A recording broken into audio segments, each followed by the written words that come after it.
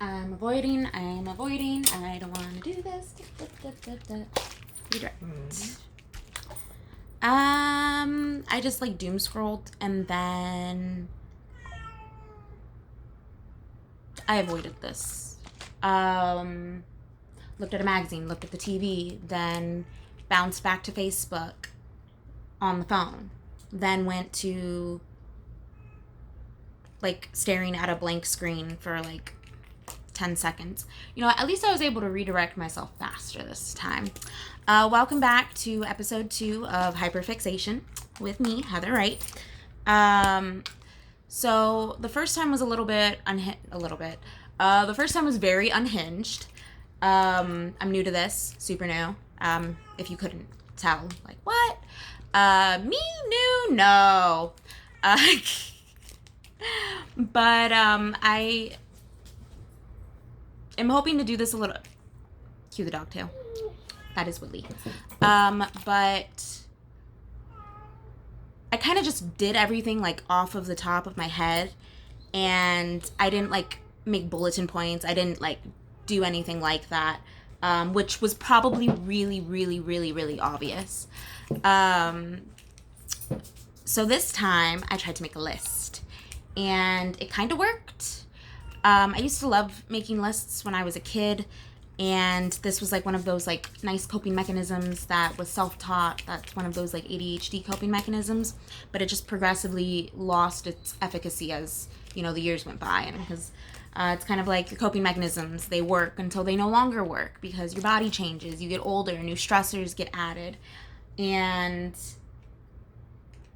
makes it harder for you to be able to cope the same way that you used to.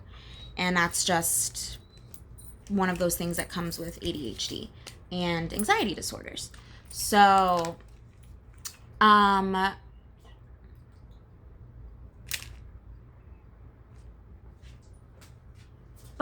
again, this is day 2 on meds, and so we'll continue to see how it goes.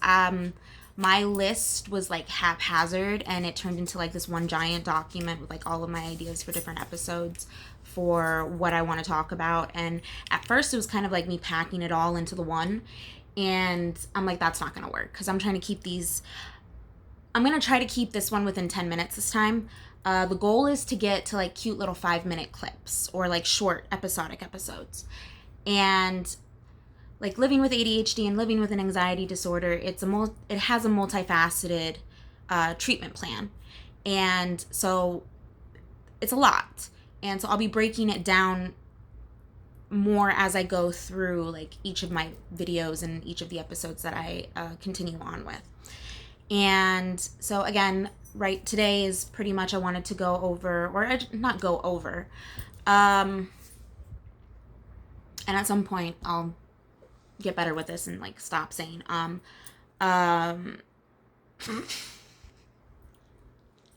god, but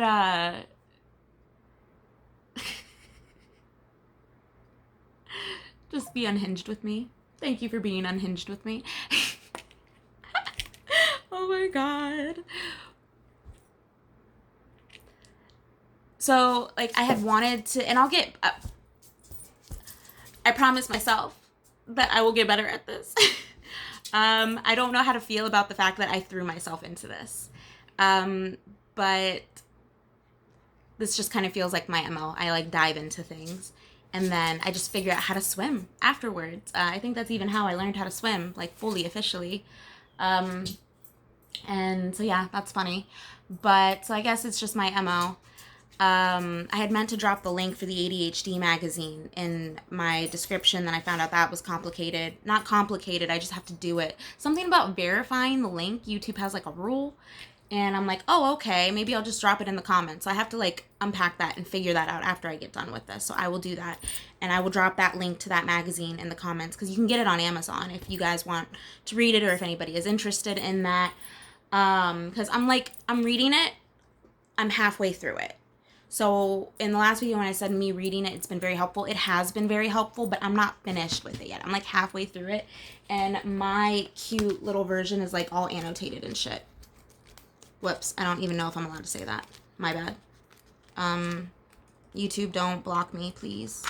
But yeah, so like mine's all annotated and it's almost like highlighted up the wazoo because apparently that's an ADHD too, and that'll be unpacked more in like a later episode because it's on the list. But I just mainly, it's day 2 with my medication and with my combination cocktail of SSRI and stimulant. So they have me on this mixture of Concerta for the stimulant and Celexa for the SSRI. And like day 2 right off rip, my focus is improved. I'm supposed to be like monitoring for symptoms like nausea and irritability and insomnia, which happened last night. I couldn't go to sleep till like 3 o'clock in the morning. But I don't know if that was like stress that did that or if it was the medication. So we're going to try this again tonight and kind of go from there. They put me on like a starter supply of it because I have an appointment coming up in a little while. So that way they can kind of touch base and see exactly what modifications need to be made, if this is the right one for me, if the dosage is even right. Because that's the fun part about all of this. It's like every person's different, so they have to figure out your specific mixture.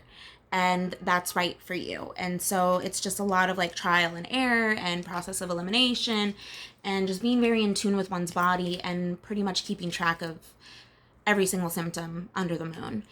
And which I've been having to do this for a very long time. Pain. Go figure. But so I guess that's not really new for me. I just have to be better at documenting it. And I'm journaling more now. So that's helping out quite a bit. And then like the whole journaling process with like ADHD and stuff like that, that'll be unpacked in a later episode as well. But like right off rip, the differences that I've noticed is like I get really debilitating attacks. Now I do get really debilitating attacks where like I'm dry heaving in my car. And something that I noticed was that it's not usually about seeing people. It's more about just the stress of like time managing myself from one task to the next, or like trying to be at a place by a certain time. Mainly time management. Yeah, it's time management.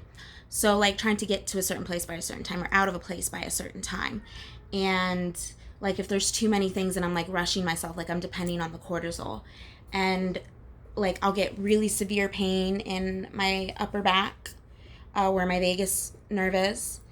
And then I will get like really bad cramps. I'll get nausea. I'll start to feel on fire. Depending on how bad my stressors are, like I can break out like itching and hives. Like I've started in like random spots, I'll just get itchy and there's like nothing there until the stressor goes away, the immediate one, whatever's subconscious lying under there. And it just sucks because you can't really control your subconscious thought. It just pops up and you filter them out. But instead of mine filtering out, they're kind of like paper stacking until they're these giant thick wads of copy paper, and it's like somebody's just hitting me on the back of my back or the back of my body or on my head, and then I'm just like weighed down by all of it, and then I'm paralyzed. Like even talking about it right now, like I feel it in the line of my back, like going through my shoulders, going through the top of my spinal. And so that's just fun. Now, the good news, though, is that, yes, although I am still feeling pain, and although I'm still getting what I call my micro attacks, which without medication, my micro attacks, if I'm talking like a scale of like 1 to 10, my micro attacks are like an 8, 9, and then my big attacks are like a 15 to 20. So I'm still getting my micro attacks throughout the day, but it's not as intense. Like, I've been told by people who observe me that I go like white in the face, like my eyes go wide, and like I'm just like staring off into space and I go stone-faced. And I knew I would go stone-faced because I'm trying to suppress it. I'm trying to hide what I'm going through because I try to bear through it until I can't. And then I'm like on the toilet and stuff like that because it gives me really bad GI issues and like constantly having to go to the bathroom. Sorry, TMI. To the point where like nothing's coming out because there's nothing there. And it's just really frustrating because I have been sent to the bathroom 3 times within the course of an hour. And it's not a fun feeling. So I'm still getting my GI issues not as bad, because like with the Celexa, I was still getting them constantly. My waking nausea episodes were not as bad.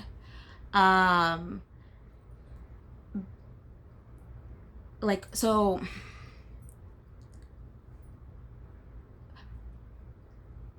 I wake up nauseous in the morning, and I'm gonna run a little over. I'll probably let it go to 15 minutes for the video, just to kind of unpack this. Like, I get waking nausea episodes in the morning, and well, really, I get dry heaving episodes throughout the day, depending on the stressor, and I just never tied it to this. So like, just the act of waking up would send me into a dry heaving episode. So the only thing that's ever worked for me is square breathing, because again, the ADHD, my mind doesn't stop, and so square breathing is the only thing that works. I have to close my eyes and I have to literally square breathe.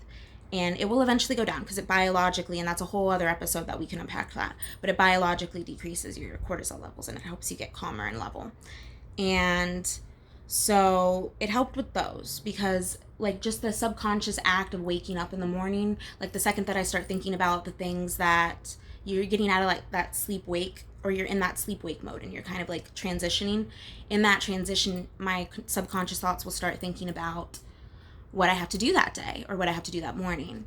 And maybe because I've been fasting from the night before, because I've been sleeping for the last few hours or whatever, just that, the waking cortisol that I would get hit with, that your body usually uses, that everybody gets hit with in the morning, would send me dry heaving. I would get nauseous, go up, and then I'm trying to like calm myself down. And if I can catch it fast enough and just like overwhelm my body and my mind and my soul and my entire being with the fact that I'm safe, and I square breathe my way back, sometimes if I catch it in time, I can bring myself back and keep myself from having to dry heave or being forced to wake up earlier than I would like to. And so the Celexa by itself helped with that. But I was still dealing with a lot of pain. I was still dealing with the pain from my attacks throughout the day. My letdowns were still horrible. I'm like talking sleeping all day. And I could do a whole episode just like talking about my letdowns, and which add it to the list. I will do that after this video. But so I'm still in pain, but I'm able to bring myself back a bit more. But I'm still in pain, and I'm still getting like waves of nausea, and I'm still getting pain, and I'm still getting those waves of nausea. Now the waves of nausea are still happening in the morning too, but it's more like it's an effort to bring myself back and to go past it, but I can go past it. Like, I can kind of bear it. I can bear it better, because if we're looking at unbearable versus it's getting a bit more bearable, yes. So I'm actually excited to see how it continues to go.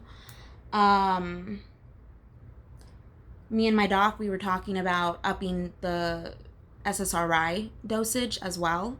So, and it takes about like 4 to 6 weeks for you to really see like full changes. So the fact that I'm even like seeing what I'm seeing right now on day 2, I'm pretty happy for that. And so I'm excited, because if we're talking about like not being able to function whatsoever to like even some sort of relief, this is so many more steps in the right direction, considering how much pain that I've constantly been in on a day-to-day basis.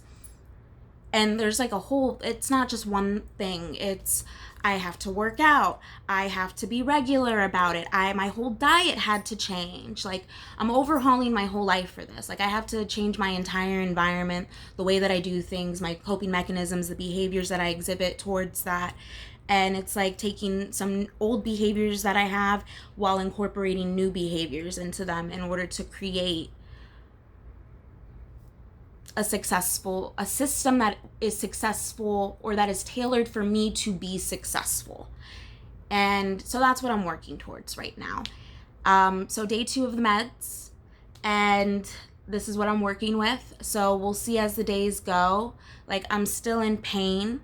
I'm still getting my nausea. I'm able to fight through the episodes a bit more. I'm still feeling a type of way where like it kind of paralyzes me. My thoughts are still racing.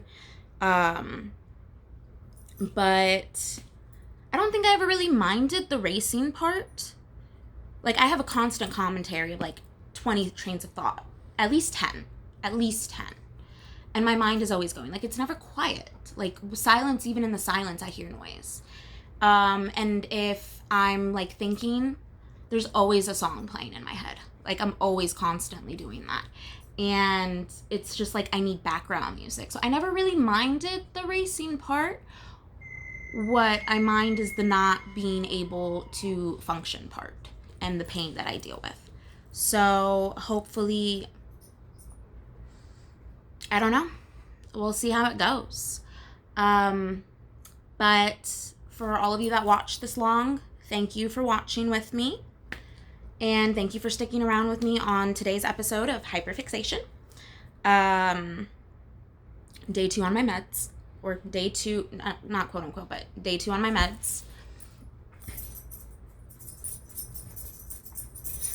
Sorry. And if you liked it, if you see some of me in you, if you appreciate this and you want to keep following, and if you liked it, then hit like, subscribe, and thanks for sticking around. I'll see you guys next time.